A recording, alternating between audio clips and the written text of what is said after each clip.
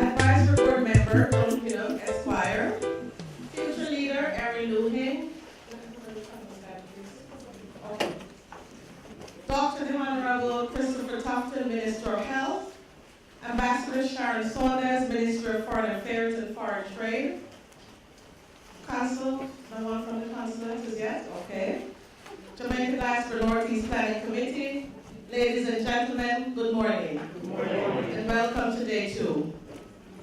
I would like to welcome Dr. Tufton, his first trip to New York to meet with the health sector, not necessarily to meet with the health sector, just by chance that he's here.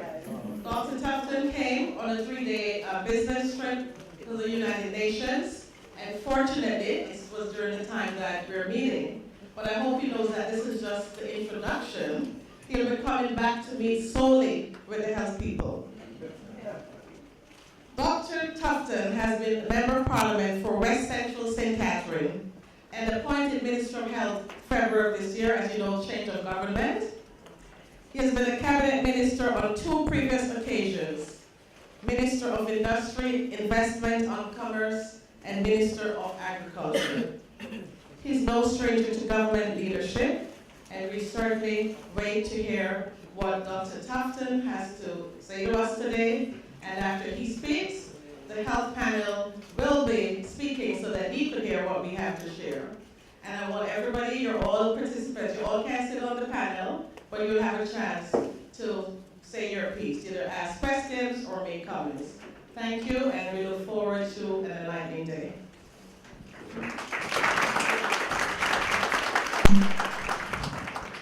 To you, one and all, members of the executive, distinguished ladies and gentlemen, I am happy to be here, even though this was planned late in the day.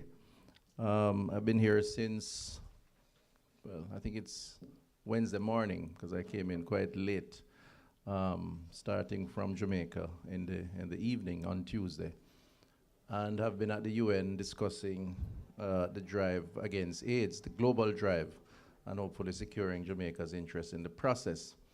When I was told of the possibility of speaking to members of the diaspora here in New York, I welcome the opportunity. We do have plans, Madam Chairperson, to be back. This is the health stakeholders in Jamaica, because we do recognize the contribution that the diaspora has made and is making to the administration of healthcare in Jamaica. And therefore, being a new administration and a new minister, and not a minister with a medical degree, by the way, I have been using the last few months to catch up on some of the challenges that we face in that particular field, and also trying to deal with some of the crises that we encounter from time to time. The latest one in Jamaica, health-related, of course, being ZICV. And I'm sure you have heard a lot or read a lot about that. And we can speak a little more about that as the morning progresses. So thank you for having me, and look forward to a lively discussion. First of all, I have, as one who has been a member, even in a limited way, of the diaspora community, I spent a few years in Atlanta, Georgia, where I was studying, having done a first degree in Jamaica. Went to Georgia State for a few years, where I did a second degree. And then afterwards, living in the UK for 3.5 years doing another degree. I have had the experience to sit with, be a part of, participate in, and appreciate the contribution, the importance of the Jamaican diaspora and its support for Jamaica and the interests of Jamaica, both in Jamaica as well as here in the US. So for the record, I just want to say that this is a value that should be recognized at all stages, and certainly from the administration perspective, and I know the Minister of Foreign Affairs and Foreign Trade should be here today, I believe. And she will make the official comments from the administration's perspective, but I want to preempt her a little bit by saying, certainly from my perspective, recognize that importance. I have been consistent in saying that Jamaica's nation state should be defined not just by the 2.7 million or so Jamaicans, according to the latest numbers that we have, official numbers that reside in Jamaica, but by the 5 million or more that comprises Jamaicans and connected Jamaicans who reside wherever on the globe that they reside. If you look at the Ying report, Professor Neville Ying, of course, who heads up the Diaspora unit at the University of the West Indies, who had an office just across from me when up until recently, he estimates that about 3 million or so Jamaicans live outside of Jamaica. And in your case, in the US, some 1.7 million, and in the Northeast, which I believe this group represents, about 1.1 or so million Jamaicans. So it's a substantial number. In addition to that, again, this is just a general statement before I get into the health issue, the need to recognize that nation state in a holistic way is important, and important in a way that oftentimes we don't recognize it. From a Jamaica perspective, we tend to view the diaspora as an opportunity for revenue generation. And of course, you do generate a lot of revenue, over $2 billion US a year coming back through remittances, which everybody identifies with, and the country appreciates, and those who benefit from it. But also your visits and other support, including in the health field, where last year some nearly 200 missions came to Jamaica to provide health care in one form or another. So the question clearly is going to be, and has been, and I know the government and the government before this government has been trying to cement that policy to ensure that there is a mutual benefit to the relationship between Jamaicans who reside in Jamaica and those who reside outside. And I'd like to be a part of that discussion, and wherever you see it necessary, certainly in the portfolio that I represent, I'd be happy to be a part of it and to help that mutuality to exist, so that we both feel pleased with the relationship that we have back home, between home and here. So I've been given this task of administering healthcare, and if it were agriculture, I'd be up and running very, very quickly, given that I had a little experience in that, right? If you follow politics in Jamaica, there was a time that I was referred to as the cassava man. If you ask me of the year, I'll tell you why, right? But I served for 4 years there, and then for about 6 months, actually 3.5 years, and for about 6 months or so in the Ministry of Industry, Investment, and Commerce, and then went back to the university and to private practice, private business that is, for 4 years during the previous administration. I was a senator during that time, so I did contribute to public service also. And of course, over the last few months, a member of parliament again in West Central St. Catherine, and now Minister of Health. It's a challenge I take on with humility. I thank the Prime Minister for giving me that opportunity. I like a challenge, and health is an extremely challenging portfolio. A lot of moving parts, a lot of complementary and competing interests, and significant national impact, because frankly speaking, it affects the entire country in one way, shape, or form. Whether you have insurance to go to the private doctor or private hospital or not, the truth is the administration of public health affects the country in more ways than just social. It's also economic, because it links to productivity, it links to economic and social well-being, it links to the general levels of satisfaction and utility within a country.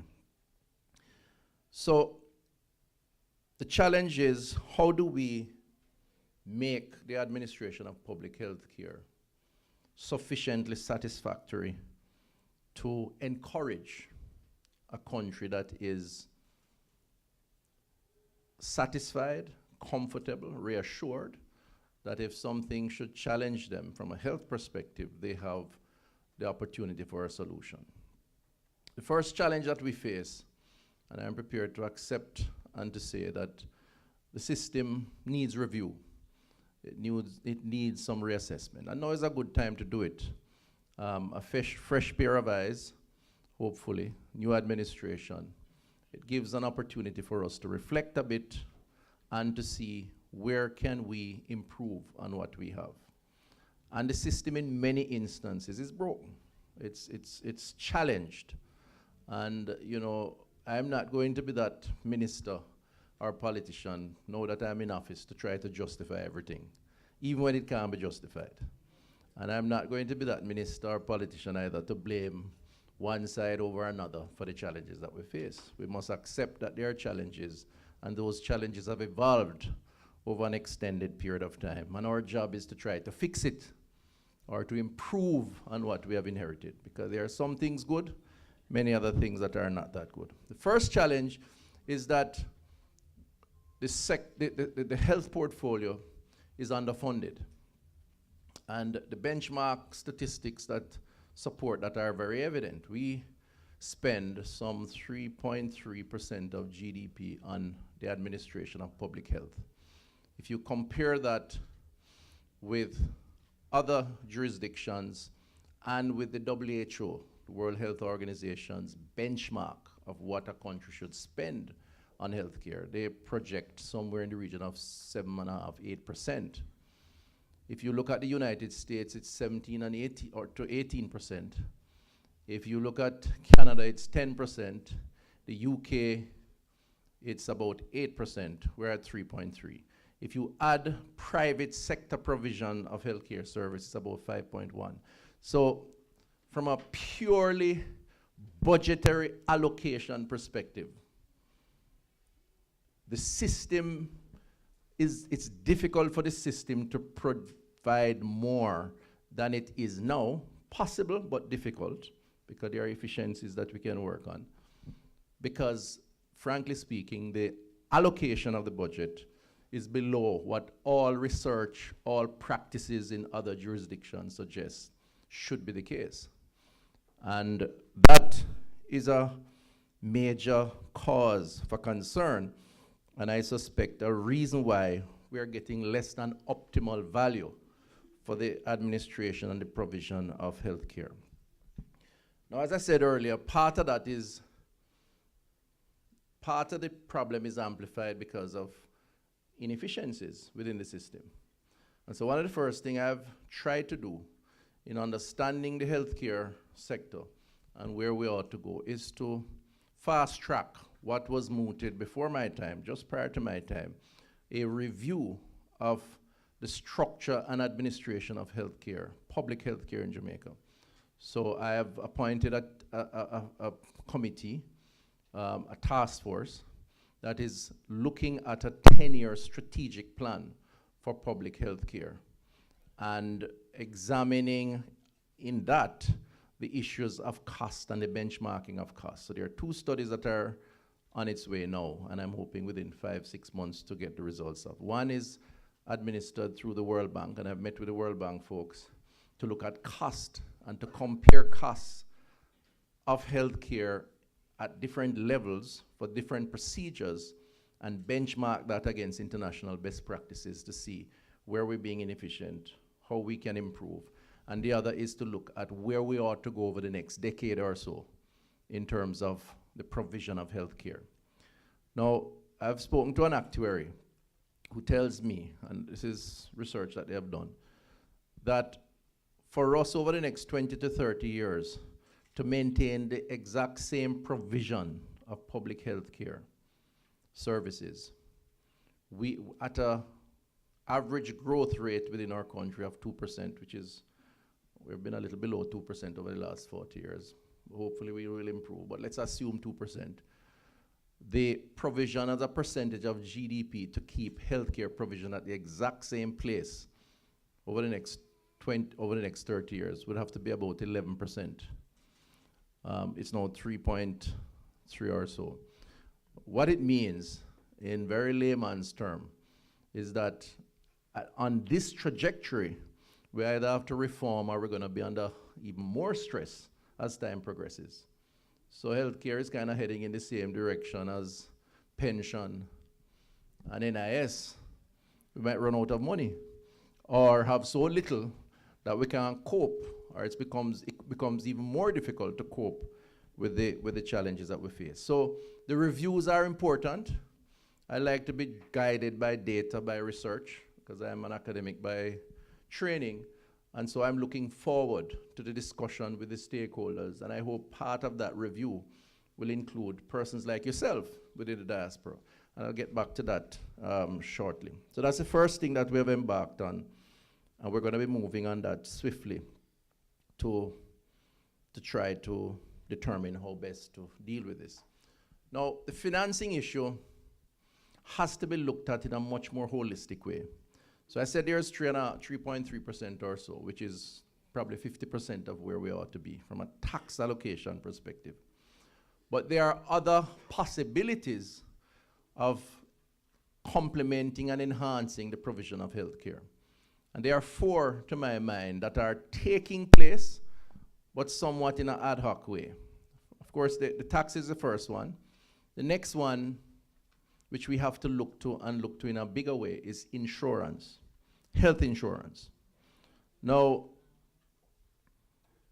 I don't know whether I'm in a room of Democrats or Republicans, so I'm not going to, but I know you can all relate to Obamacare, right? You probably have been part of the debate as it relates to that, and I don't want any Trump fans or Hillary fans to, but we're going to have to develop and implement some sort of a national health insurance scheme. And it's important, and it's a part of the administration's manifesto. We campaigned on that. We have maintained, we instituted many years ago, and we have maintained a policy of free health care. And I know it's a controversial policy because, frankly speaking, it's a nice cliche to say free health care. And politically it sounds good. But I also accept at the end of the day that it's not free. Somebody's paying for it. So the question is, I would prefer to use the terminology universal access. In other words, to say those who can't afford must have access. And I think really that's what the government of the day really means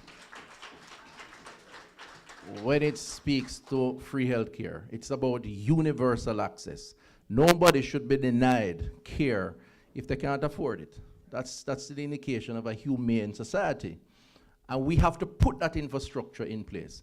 The flip side to that is if you can afford it, then somebody has to pay. So at least sharing the burden. And that's what a national, I think, health insurance scheme does.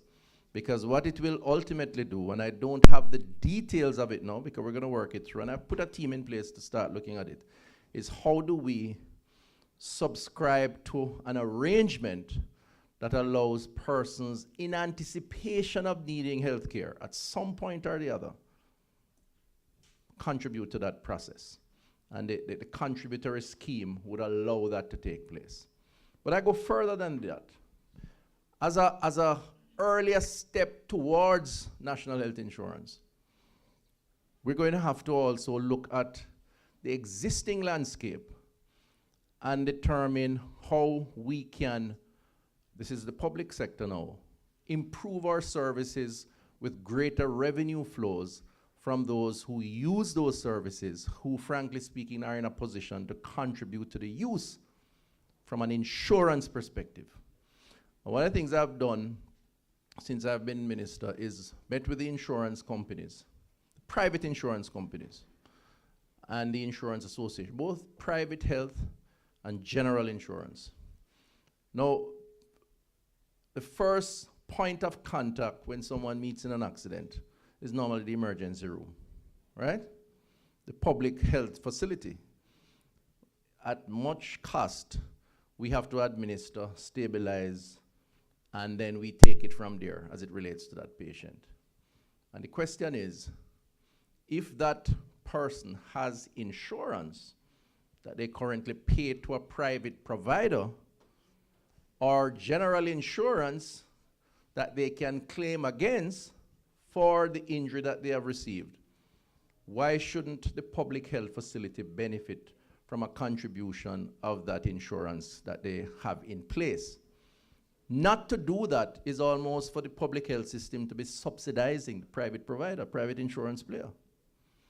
And so we've said to the private insurance players, listen, we have to find a way where anyone who interfaces with the public health system with insurance, we can collect a contribution from that private insurance company towards the provision or improving the provision of that service. In other words, universal access means those who can't must have access, but those who can and have made provision must contribute also. And so we're moving on that because that we think is a relatively simple thing to do. We'd like to use moral suasion, but if we have to use legislation, we'll use it. And I think, in fairness, the private providers are not averse to playing their part in contributing to this process. So expect over the coming months for us to look at that and to find a way to make that a part of the critical process. So that's the second, insurance.